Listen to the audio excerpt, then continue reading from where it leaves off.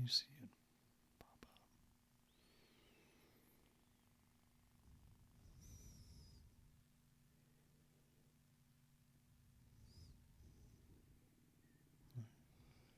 What's up, pound for pound is here, man.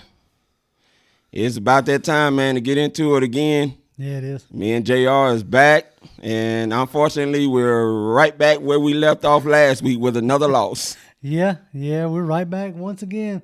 Once again with another loss. Once again going into the half down by 20-plus points. Once again, just looking lost and confused for at least a half. I'm going to just say it right now, man. We talked about this before we went on. We might as well go ahead and address the kicking elephant in the ring. Oh, come on. The big kicking elephant in the ring. Yeah, man. So you, in the last season, you cut Matt Bryant. Mm-hmm. You cut him because he ain't bouncing back from injuries like he was. Once again, he was going to cost you more than what you wanted to pay for a kicker. So you made the business decision and you cut him. You get Giorgio Tavecchio and Blair Walsh. None of them can secure the job through the preseason. Fan base goes crazy and screams for Matt Bryant. And I was one of them. Yeah, right. I mean, I think a lot of us were. And so, scream for Matt Bryant and you bring him back. Everybody's happy until he starts missing field goals. And to add on to that, he didn't even kick in week 1. Right. Right. Didn't he? I mean, there was no opportunity for him to kick in week 1. Nobody, it's unfortunate, man, because he put out the clip when him hitting a 50-yarder. And it seems like that's all he's been missing now is 50-yarders. It's almost like a jinx in a sense. It's got to be something like that. So, so he misses what, 2 50-yarders on Sunday? Yeah. Okay. And by no means I'm not blaming Matt Bryant for losing on Sunday. And I'm not either. So I'm just going to throw that out there. Just throw that out there before any of y'all think we're crazy. I'm not even beginning to blame Matt Bryant. But you hit some of those 50-yarders and I don't know. It could be a different game. Closer maybe. Yeah, it could be a different game for the Atlanta Falcons if you're able to hit that to tie the game, because we had a chance to tie the game with them only having 3 at that time. Exactly. So he misses the 50-yarders. You go into this week into the first part of the bye. Many things that the Falcons could do to try to right the ship and try to fix their season. They could fire Dan Quinn. They could have fired Thomas Dimitroff. They could have traded Vic Beasley for a bag of peanuts. They could have cut Vic Beasley just to make everybody happy. I don't know. But they decided to cut Matt Bryant. Like, at this point, what good is that going to do? I don't see how that really makes much of a difference. No. I don't. But, I mean, that tacks on along with all the other faulty decisions that Dan Quinn has made and Thomas Dimitroff for that matter. But I'm going to put it on Dan Quinn since he is the sole proprietor of the 53-man roster. Right. He has sole control of the 53-man roster. And so we're going to go ahead and call it probably his decision that he didn't want Matt Bryant kicking for him anymore. So they get rid of an old Matt Bryant and they bring in a young ho Koo. That dude ain't lasted anywhere he's been. He's with the Chargers. He tried out for the Patriots. I mean, nowhere he's been has he stuck. Well, I guess it goes to this. They figure Matt Bryant is suffering enough. You might as well go ahead and put him out of his misery. Right. Just let him out to pasture, right? Because we're not competing for anything Nothing. at this stage in the game. And regardless, you probably wasn't going to bring him back next year anyway. So I guess just go ahead and let him have his retirement. I guess is what they were figuring. Yeah, and pay him while you're doing it. Yeah, pay me. I can not kick. I wish. I can not kick and make that kind of money. I can do it. I could probably not kick as well as Matt Bryant. I mean, I can sit on the couch and drink beer, even though I don't drink beer, but I can sit on the couch and drink a soda and not kick as good as them. Do you think they can get me up 5 yards each time? Maybe. Because that'll be about the only way that I can do it. Yeah. Good Lord. You'd have to put me at the 1 yard line and let nobody get in front of me. And maybe, just maybe, I might be able to hit it then. Maybe. So let's go ahead and get into the other elephant in the room. You touched on number 44. Ugh, everybody's favorite. We might as well go ahead and talk about him. It's no use in beating around the bush. Let's just get it on out right now. Yeah, I mean, yeah. Miss Spritzel says, or Mr. Sprite is, or whatever, says Vic Beasley for Von Miller. I would love to. I'd give him Vic Beasley and Devontae Freeman for Von Miller. Well, the problem is you can't find a way to get them both gone. No, you can't. You ain't going to. Not with the contracts they have. What team in their right mind, whether they want Vic Beasley or not, are going to trade for Vic Beasley for what? 4 months? 3 months? Right. I mean, he's a free agent after this year. Yeah, exactly. So, I mean, any team that wants him thinks that he might be good in the future. So they're just going to wait and try to sign him in the offseason, I would think. I wouldn't trade for him. You know what?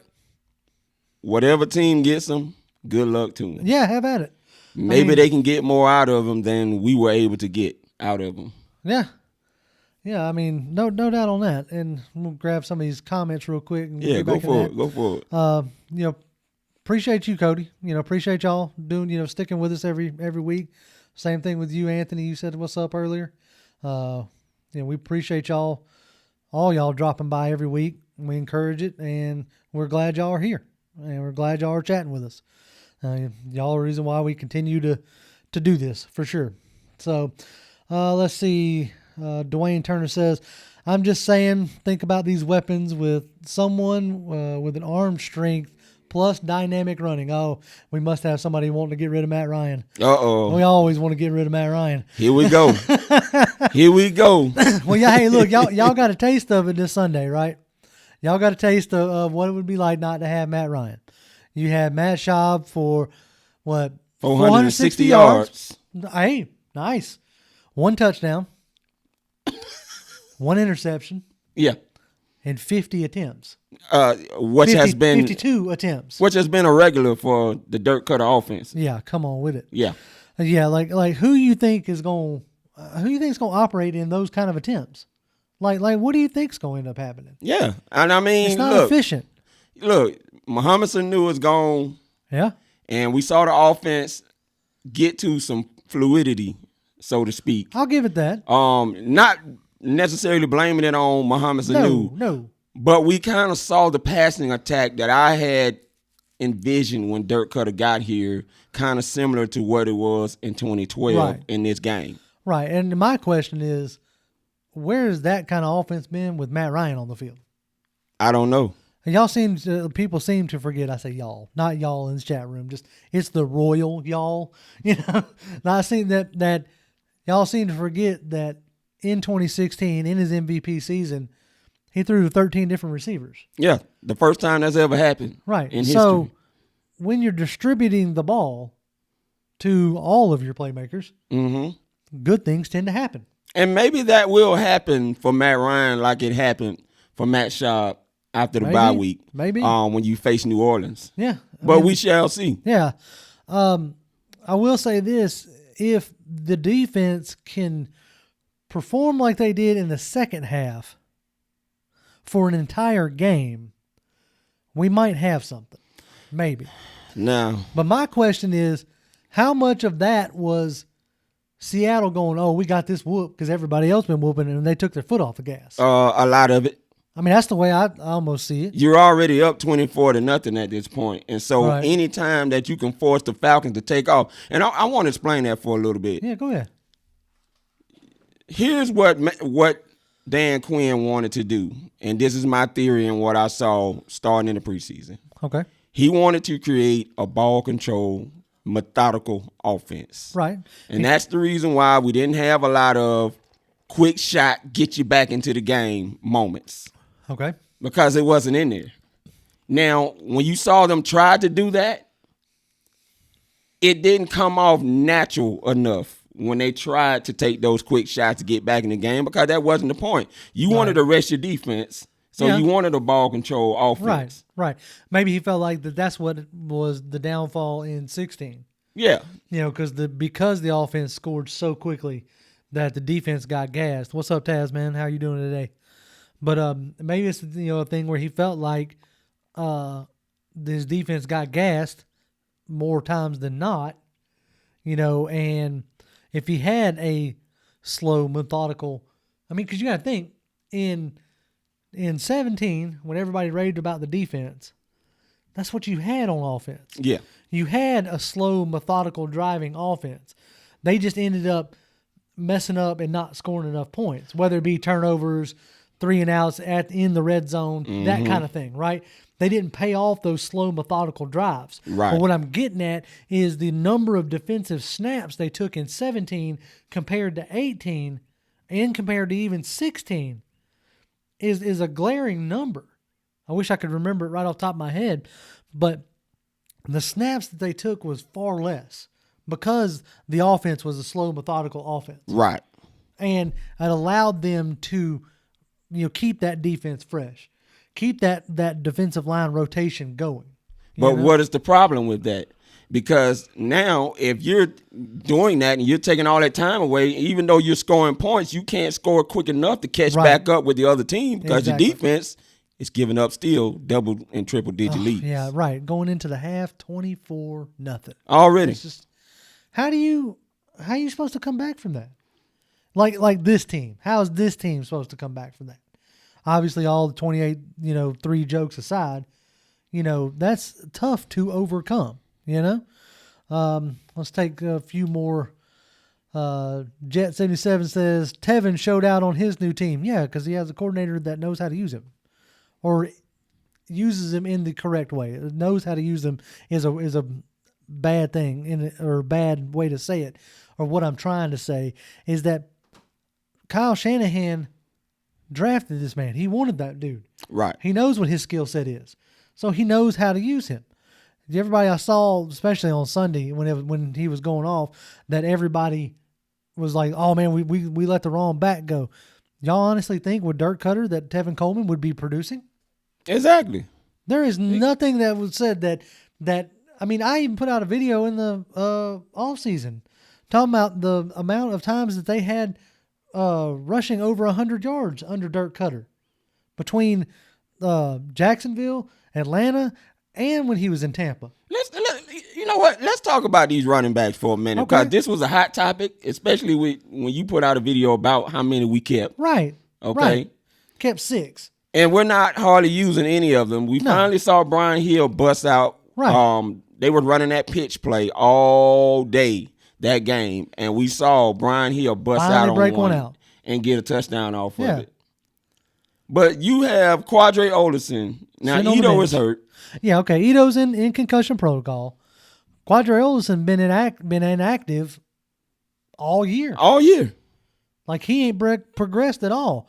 So you telling me that you spent a draft round or draft pick on this dude and he can't even crack the active list or, the game day roster? That doesn't really make any sense to me. And it all goes back once again to the lack of coaching and decisions that are made on this team. Yeah, those, for all the people who, somewhat I've seen some people talk about wanting to keep Dan Quinn or what have you. For all the people who are wanting all that, these are the coaching things that we're talking about. Not necessarily, play calling in a sense, because players have to execute the call, but it's the thing of keeping Deidre Sanat inactive, keeping Quadre Olison inactive. I haven't seen Jermaine Grace at all. He looked good in the preseason. Yeah. If I'm not mistaken, Larkin, isn't he still in the practice squad? They bounce in and out with him so much, I can't even remember. I can't remember if he's on the practice squad or not. But if he is, why isn't he on the roster? Why isn't he getting an opportunity? Tack McKinley and Vic Beasley aren't giving you much. So why are we not trying out other people? I saw somehow they had tryouts with Nate Orchard and Shane Ray and somebody else. Crap. I can't remember who else it was. Anyway, okay, that's fine. You're trying these people out, but why aren't nobody's getting signed? For what? Yeah, so I mean, what is the point of trying these guys out? I mean, you're not competing for anything, so it doesn't really matter at this point. And while we're talking about coaching decisions, let's talk about what Dan didn't do. You're over the 50. Oh, come on. And you decide to kick a 50-yard field goal, which Matt Bryant missed. Right. But then you come back and you on the opponent's side of the 30 and you decide to go for it. Yeah. Those are the indictments that I have of Dan Quinn. Those are the indictments that I have of this coaching staff. At this point, I don't care what, thank you, Taz, for letting us know they released Larkin. I don't care what the scheme is. I don't care what plays you're calling. You're not even giving your team a chance to succeed when you're making decisions such as that. It's mind-boggling to me. And you wonder why the team can't legitimately follow Dan Quinn at this point. Yeah, they may love him. Hell, you love your parents. You may not like your parents. You may not be one. You may not want to be in the same room as your parents, right? But you love your parents. It's so to say that the players love Quinn. I'm sure they do. Yeah, they do love him, but they sure enough ain't playing for him. No. So, yeah, I mean, I agree completely with Anthony Wright talking about Grace should be playing for Campbell. Yeah, I wouldn't mind it. I wouldn't mind giving him a shot at least. A name that was thrown into the trading block pot, yeah. And it didn't happen. Yeah, speaking of the trading, boy, wasn't that a fizzle. I know we kind of touched on it earlier, but all week we heard, possibly trading Trufant and trading Beasley and trading Campbell. And hell, I even saw today somebody wanted to trade Jake Matthews. Because, left tackles grow on trees. Yeah. And we can afford to get rid of any offensive lineman right now. But the truth of the matter is nobody's really jumping on getting any of those players right now at this point. Yeah. Now, it'll be interesting to see if we get a new coach coming in here and GM coming in here, what they might be able to do with a little wiggle room to maybe can move some of these players out of here that is not going to fit what they want to do. Right. But as of right now, 4 o'clock hit, nothing else happened. I heard crickets. Yeah. I heard crickets. That's all I got there. And at this point, I think even the crickets were sleeping because they went quiet. Yeah. Yeah, well, I mean, and a lot of the bigger names that was being tossed around the NFL didn't move either. You had Jamal Adams, from the Jets being rumored to go to the Cowboys, and that didn't happen. So it's not like it was just the Falcons, but it does kind of make you wonder, were they just not getting, proper compensation, or what they felt like was proper compensation, or was just the phone not ringing at all? Yeah. So that's an interesting there. So we go into we're firmly into the bye week now.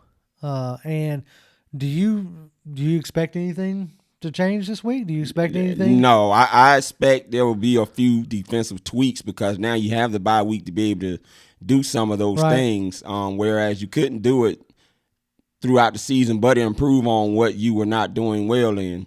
I do expect to see some of those. Speaking of some of those, Isaiah Oliver did look a little bit better. Yeah, he looked this last game. Yeah, he's starting to come around. He's starting to show some promise. The last few games, especially this past game, he's looked a lot better. And another person that has, I guess, looked better is like Russell Gage looked like he belonged. Yeah. Like that makes you feel good about, shipping Sanu off. Somebody that was heavily rumored to be, a cap casualty going into the season. And, and you really felt like you were going to cut him at the end of the season for sure. Right. And I think now you can really see why you allow Mohamed Sanu to go, because these guys now are auditioning for the next coach and GM that's coming in. If Thomas Dimitroff does not survive the Dan Quinn firing that is getting ready to come down. It's inevitable that Dan Quinn is gone. I think so. I understand that Arthur Blank says he wants to talk amongst, Rich McKay and Phil Emery and, other guys with the exclusion of Thomas Dimitroff, of course, to see where their minds are going into the bye and what type of decisions may need to be made or won't be made. Right. My question is, and something I want to pose to you and pose to the chat as well. What would it take for you from here on out to keep Dan Quinn? Because somebody brought up a good point here just a second ago. It was 50 milli. Says, when does the hiring and firing stop with this team? I'm tired of moving on from head coaches every 5 years. Shake my head. And that brings me to the point of one of the biggest problems that I see in the NFL is lack of consistency. Mm-hmm. And one of the major things that you have, obviously, other than rings, everybody wants to point at rings, but up in New England is you've had the same guy running the ship for 20 years. Right, but guess what? Huh? How many Super Bowls have they been to? I understand. He's got 6 rings. Right, and how many have they? Yes, exactly. If Dan Quinn wins this championship, we will not be here talking about what's going on this season. I just want to throw that out there. True. Because Dan Quinn would have saved his job if he wins against New England in that Super Bowl. Okay. Even if we went 1-15 this season, Dan Quinn's job would be locked down. Okay, but the problem with that is Dan Quinn started embarrassing moments. And I said this before. You can't keep Dan Quinn because he has brought on too many embarrassing moments for the Atlanta Falcons. Look them all up. Mm-hmm. Look them all up. And it started in 2015. But we didn't say much about it anymore because we got into 2016 win Super Bowl. But when Dan Quinn, we won 5 games straight and all of a sudden went on a losing tear. Right. Okay? And even in 2016, there was some blah moments that looked crazy, but we overcame them and got all the way to the Super Bowl because of that. Right. Okay. Yeah. No, I agree. So in your mind, regardless, he needs to go. Yes. Okay. Yes. It's this team right now. Only way Dan Quinn's job will be saved is if, one, Arthur Blank decides to keep him. Number 2, he pulls off a Pete Carroll and get rid of over 400 and some players off of this team and rebuild a totally new team. Right. Because if he goes in with the same team, adding some draft picks and free agents as he's been doing, no, it's not going to work. I got you. Okay. So with the overwhelming majority of Dan Quinn being gone or wanting gone, we always get into who we want to replace him. And I'm not really down for that conversation again at this moment because it's going to be just the same names, What type, I guess, of coach were you looking for? Would you want an offensive type guy? Would you want a special teams type guy? Who, what kind of coach you looking for? I guess? I'm looking for an offensive-minded coach. Right. This time around. I got you. Yeah, that would be nice. What I am looking for more. That's gonna sound weird. I don't really care what somebody's background is. Mm-hmm. What I don't want this time around, I don't want a coach that's gonna come in. I almost want like a Mike Smith type coach. I know it's gonna sound crazy, but I want a coach that's gonna let his coordinators do. Because there aren't too many times that you have a head coach who's also like coming in to put in a system and work out. I mean, you see what's going on down there in Miami, right? With Brian Flores, or I can't remember how to say his last name, but the defensive coordinator, the former defensive coordinator from New England down there, they're looking like Fido's rear end. You saw what Jay Gruden did as an offensive coordinator with the now benched Andy Dalton. Right. If y'all saw that or not. So you're looking at what he did as an offensive coordinator versus his system as a head coach. And I'm going to go ahead and call it. Yeah, it's looking pretty right now because they're 7-0 or 8-0, whatever the 49ers are. Right. But it's not like Shanahan's been blowing doors down there. They've had a handful of blowouts here and there, right. But they're competing because they got a defense. and they got a hot defensive coordinator. You see the point I'm making here? I'm so glad you mentioned defense because you got Shala down there running the Seattle Seahawks defense better than the guys who put that together, Pete Carroll and Dan Quinn. No doubt on that. Go figure on that.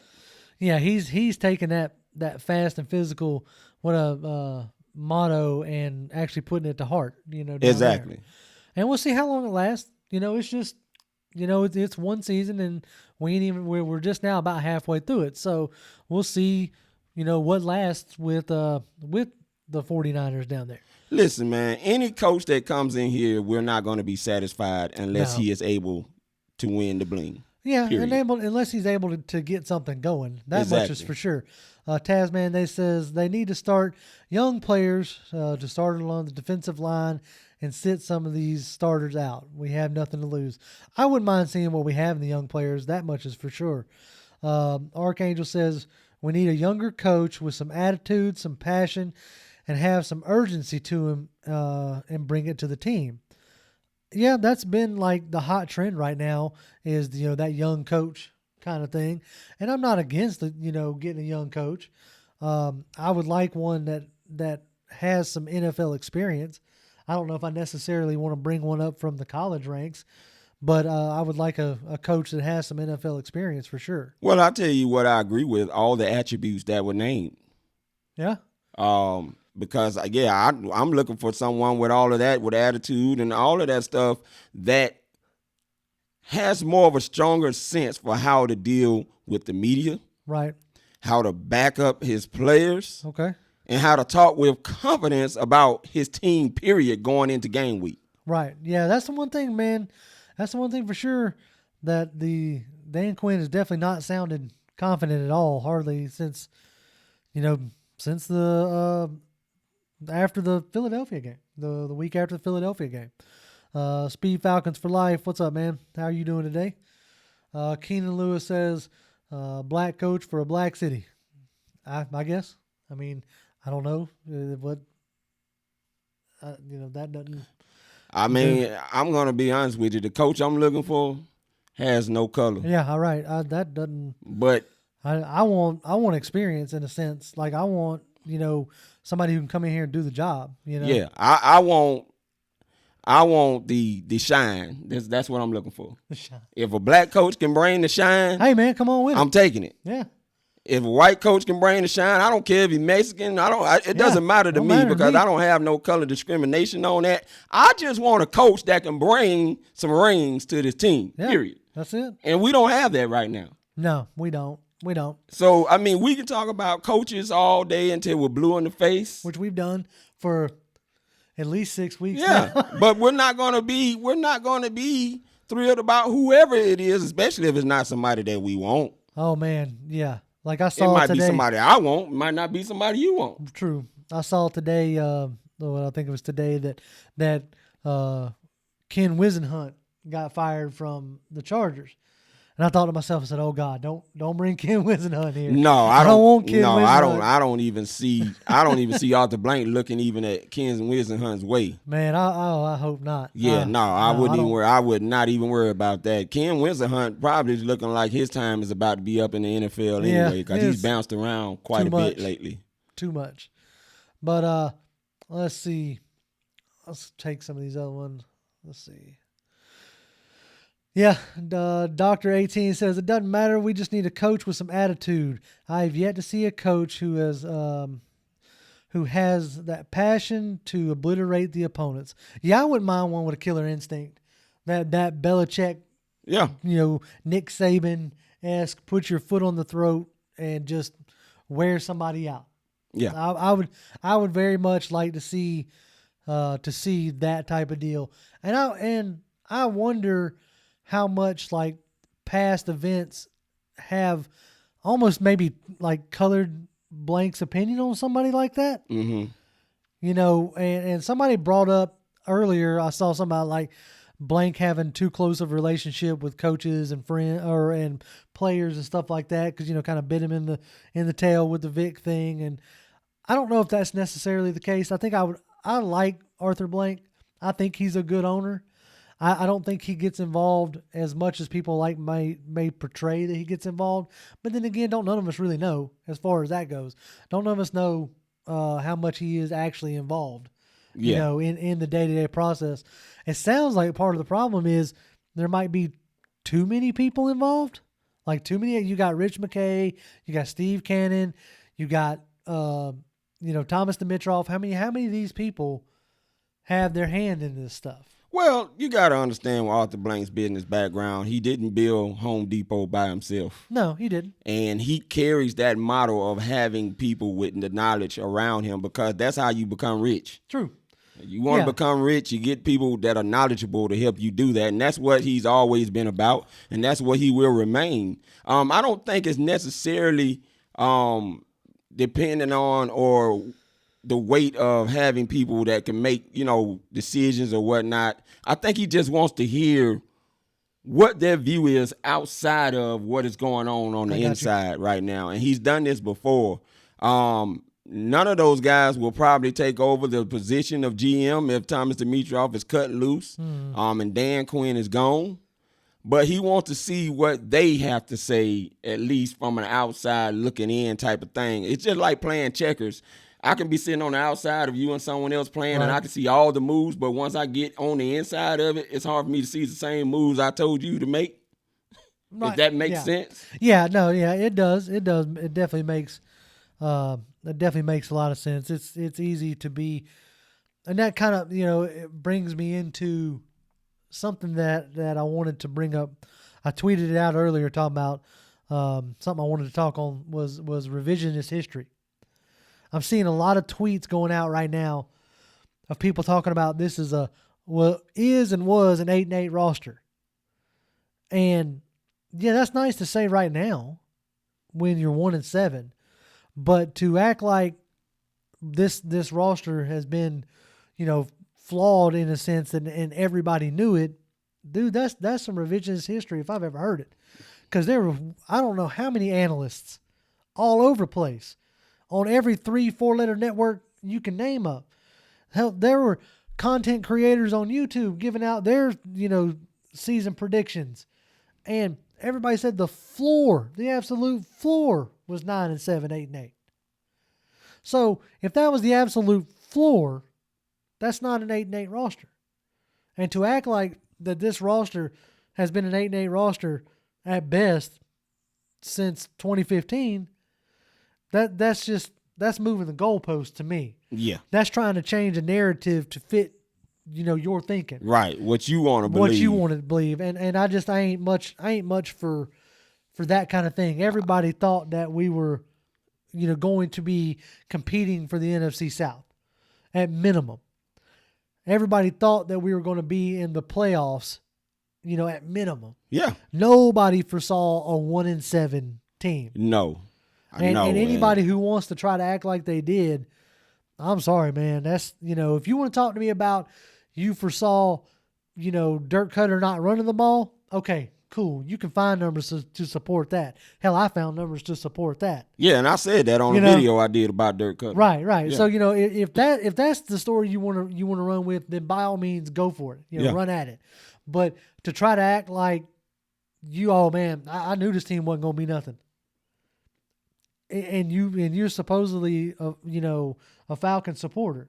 But you can kind of understand that, JR. This fan base is very frustrated. Oh, right no, now. I agree. So, a lot of stuff is going to come out that you probably don't mean to say, but you're emotionally angry right now. Like, I'm emotionally angry.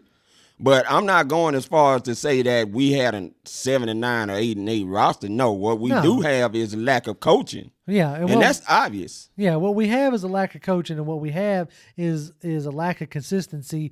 And as Brian Baldinger continuously points out, because he's having a ball. He is fixated with the Falcons this year. Yeah, what he is continuously pointing out is we have a lack of communication. Yeah, on the field, like.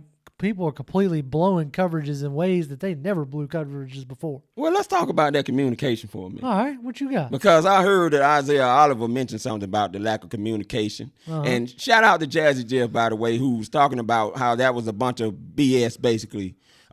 He's tired of hearing about all this lack of communication. And it's funny about that because Dan Quinn, if I'm not mistaken, said that he was recording the players while they were out there playing on the field to see if their voices would pick up on the audio. So how in the heck are you still having communication problems when you went to that full extent to go out on it and do all the things you did to get the communication right? Right.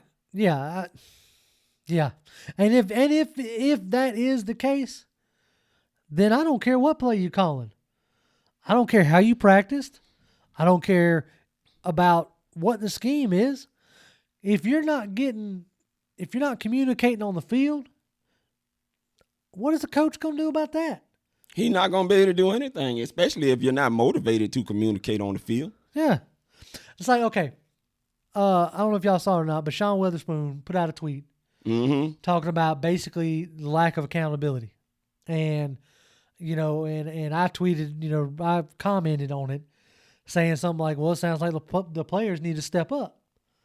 And he tweeted back that talking about that's a culture thing. Like, basically what it's saying is that there's no accountability in that locker room. It's like, and somebody else talked about how this defense, especially like your core defensive players, all kind of came up together. And maybe they just don't want to be that guy that calls out the other guys. And if that's the case, we need to get some leadership out there. I believe Grady Jarrett has a good voice, but I don't know if it's being heard. That's something that needs to be addressed. If they're not holding each other accountable, then what good is it? Well, I'm going to say this, and this is just another theory of mine. You remember Dan Quinn basically remodeled that locker room. Yeah. And before he got here, remember Mike Smith, them guys, the linebackers were with the linebacker groups. Yep. You had the defensive pass rushers with the defensive guys, and then you had the offensive guys with the offensive guys. Right. This way he changed that locker room may have something to do with it because you mixed in offensive and defensive guys together, and they may want to have their own space away from being with other offensive players or defensive players, and that may not be working. Yeah, I mean, it could be just finally rubbing each other thin. Yeah. I mean, it could be, that aspect could be just falling flat. Look, you saw Devontae Freeman. Now he's starting to get even more frustrated. He was jawing at somebody about not blocking. Now, I heard that it was possibly Calvin Ridley who didn't block. Right. And then you saw Alex Mack look back at him basically like saying, look, dude, just do what you're supposed to do. Right. Right. We're going to do the best we can to block for you up here, but you got to do your thing too as well and hit them holes. You saw Brian Hill. I'm sorry. I'm going to have to say it. Yeah. Brian Hill off that same pitch play all day that the Falcons were running, get a touchdown off of it. Now, provided Devontae did have a nice explosive run off of it, he did. Guess what?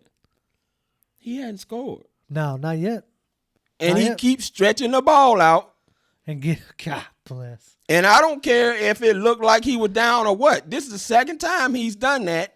He got away with it in Indy. Remember when it got challenged? Right. And they lost the challenge. Yep. Yeah, man, look, I appreciate you fighting hard and trying to fight for extra yards, but how about let's secure that ball? You know what I'm saying? Let's make sure we get that, make sure we keep the possession. Because, I mean, that was on what, the 1 yard line? So, yeah. I mean, that could have been a difference right there. We want to talk about Matt Bryant. Yeah, and it would have changed some things, but that's just been how the Falcons season have been going. Yeah. So who's somebody's up in the chat room causing all kind of disturbance right now. Right. Is it a Panthers fan? Yeah, it looks like it. Darnell, I would appreciate it maybe if you kind of backed off on that. I'm not a big, I ain't trying to have all y'all like bickering at each other. We do this to have something, to be able to chat. But you know what? He mentioned about being 4-3. Y'all were 6-2 last year too, and what happened? Yeah. Down the hole. So I don't want to hear anything about 4-3. Right. No, I get it. I mean, look, I know it's fun for everybody to especially come in and want to, pile on us right now. But, I mean, y'all act like y'all ain't even going to start your quarterback when he comes back. I mean, that says a lot right there, in my opinion. Your franchise quarterback. So, but I would appreciate it if you, maybe toned it down some. That's all. But, all right, so back to what do you expect coming out of the bye? What do you want to see? Is there other than obviously play on the field? Obviously that we want that to improve. But are you wanting to see like the benching of Vic Beasley? I mean, I would like to see it.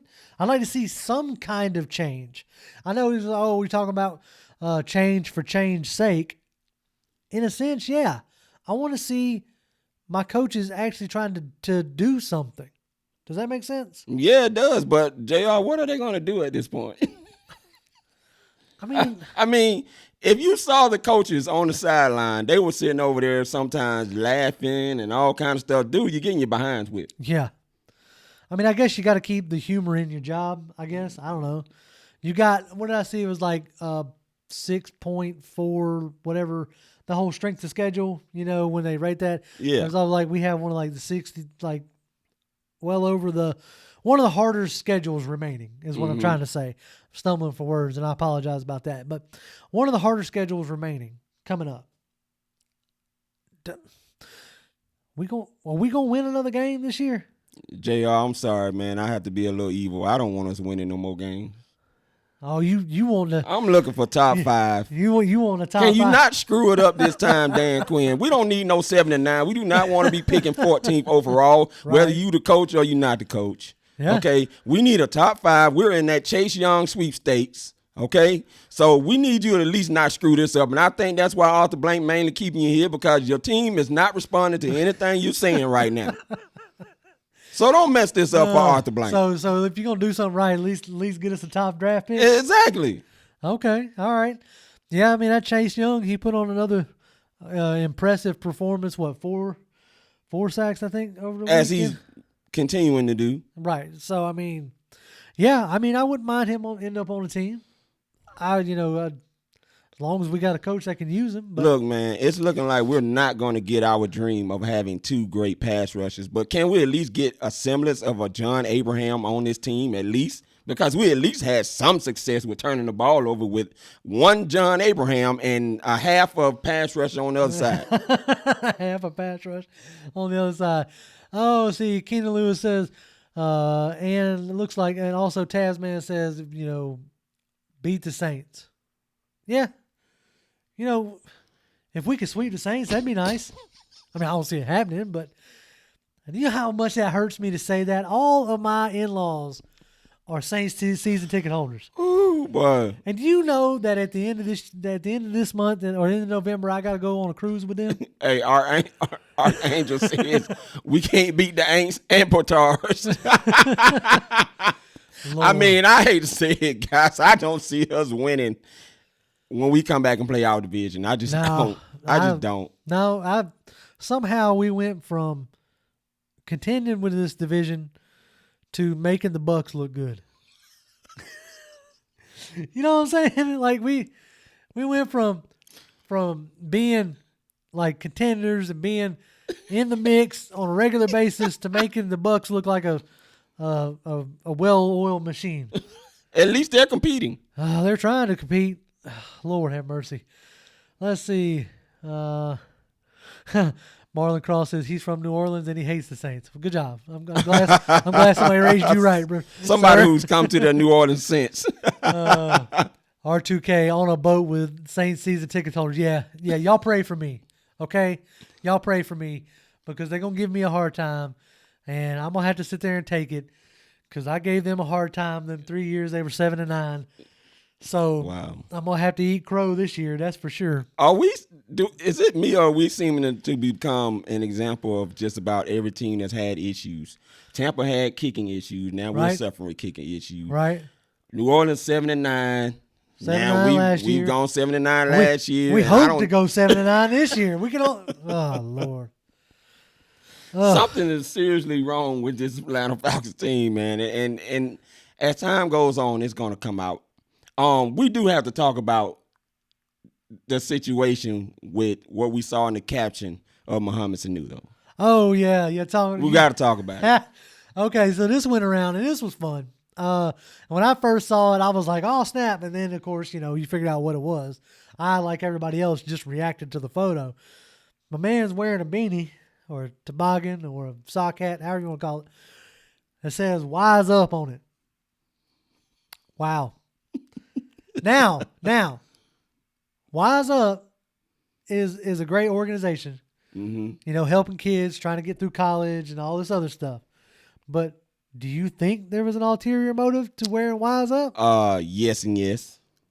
Yeah, I don't think that was by accident. Look, especially not Agent 12. Right. Now I got a buddy at work who was saying that before I even saw Muhammad Sanu wearing that on his head. He was making jokes with me when we was losing real bad, talking about y'all no longer rise up, you're wise up now. And I was like, I had to agree with him because we need to wise up. Yeah, no doubt. And guys, as this thing continues to crumble and it comes to an end, more and more is going to start leaking out about what really was going on on the interior. Yeah, you gonna hear it of this team. I mean, you heard it when Shanahan left and you had Sarkisian. Yeah. You heard the comments that he was essentially hard-headed, didn't want to hear, didn't want to listen to nobody. It was Shanahan's way or no way. Yeah. So it wouldn't surprise me to I would be interested to hear some of the things that might be said about Quinn and his coaching staff and his coaching philosophy when he's no longer in this building. Yeah. So, that to be a fly on the wall, when somebody brought up earlier about the whole the Vic Beasley contract thing with the agents. Yeah. I know we touched on, me and you talked about that before the show. I'm not sure if we touched on it during the show, but that's also would be something interesting to hear how much that actually played in keeping Vic Beasley. Now, to think that stuff like that don't happen all the time, yeah, of course, it's business. Right. You take my business for example, the company I work for. We're a construction company. I don't know how many times we've built small little things to get something bigger. Okay? You see what I'm saying? Right. You go do a small little job that might not make you a lot of money, but that contractor remembers you doing that small little job and therefore gives you this bigger job. Right. Okay? So it's a thing kind of like that, I feel like. Now, we don't hear about it because, our team normally isn't this bad. But I don't know how many times, somebody did pick up a contract to keep relations good. Like, you have Vic Beasley, who's a part of a CAA or CCA, or I can't remember the name. CAA, CAA. I think that's Tom Condon. Yeah, right? Tom Condon and all those guys. Matt Ryan is under him. Right. That's the point. Yeah. You have Matt Ryan. You have Julio Jones. You have Grady Jarrett. I even think Deion Jones. Yeah. Okay, so there's some of the guys that you're wanting to obviously keep and you're wanting to continue to build around, right? And build this team through. And these are deals that you got done in the offseason. You got Deion Jones' deal done. You got Grady Jarrett's deal done. You got Julio Jones' deal reworked, right? Yeah. So they probably decided to go ahead and eat that money for Vic Beasley. Not that anybody said if you didn't, we ain't going to work with you, but just didn't want to take a chance on messing up any other negotiations. Right. And also, y'all keep in mind, at the end of the day, like we said earlier, Dan Quinn has 53-man power. Yeah. If he didn't want Vic Beasley on his team, you wouldn't have Vic Beasley on his team. He was hoping that Vic Beasley would pan out. Listen, Right. he was your first pick, man, your 8th overall pick. Exactly. At that. And it's hard to let your baby just go out there just like that and without seeing if there's something that you can salvage within him. But right now at this point, there's nothing there to salvage. No. Timothy McIver says, Beasley is a magician. R2K follows it up with facts. Tim, he disappears in games. Yeah, Yeah, he does. And that sucks. That sucks because, I mean, everybody was excited when he came out. And you hope that you were going to get a next Von Miller. But that didn't happen. No. Hey, I want to talk about I got to ask you this What's because up? I tweeted this out here. I got you. What you got? What do you think about all the excessive fines that the Falcons have had? Oh. You got Ricardo Allen and Keanu Neal. Ricardo, I think, got fined twice. Right. Okay. Devontae Freeman gets fined. Yep. Okay. Who else got fined? It was at least 5 people that have gotten fined on this team since the season has started. I'm drawing a blank, but you're right. We've been fined quite a bit. Was it Sherrod Neesman? No, what? No, it was. So you had Vic Beasley, Keanu Neal, Ricardo Allen, Devontae Freeman. It was a cornerback. There was a cornerback that got fined. Foye. That's Foye it. Alakun. Yeah, he got fined. Yeah. Have you ever seen that in all the times you've been watching the Atlanta Falcons happen to this organization? I mean, is that a product of them telling him you got to get more physical? You got to, is that a manifestation of the harping? It could be. You know what I'm saying? Or is that just a manifestation of frustration coming out on the field? That's possible too. I mean, that's definitely what it looks like with Freeman. Oh yeah, sure. Freeman is no longer hiding his frustrations right now, and he stays here next year. We're gonna definitely hear some things coming out of his mouth with Dan Quinn's departure. Yeah, it's just a matter of time. Yeah. Well, of when. Yeah, whenever he gets let go, and whether he's in this, when he's not in this league no more, he's gonna have some stuff to say. That much is for sure. Let's see. Anthony Wright says, watch when Vic Beasley goes to another team, how his sack totals will go up when the team uses him correctly. That's the hope, dude. I mean, I want to see Vic Beasley succeed. I think it seems like it's more his passion for the game than anything else. Yeah. I have seen and read way too many reports and way too many different people saying that he doesn't necessarily want to put in the work. And if you don't want to put in the work in this league, you're going to get bounced out of it. That's all there is to see. I see Tasman asking us, are we ready to see the Falcons go 1-8 coming off the bye? Come on. I think you already know my answer is yes. I don't want to see it, but are we going to see it? Yeah. Listen, look, divisional games are always crazy. Yeah, they are. No matter how teams are, they're always crazy. So, do I think it's impossible that we could go into New Orleans and beat New Orleans?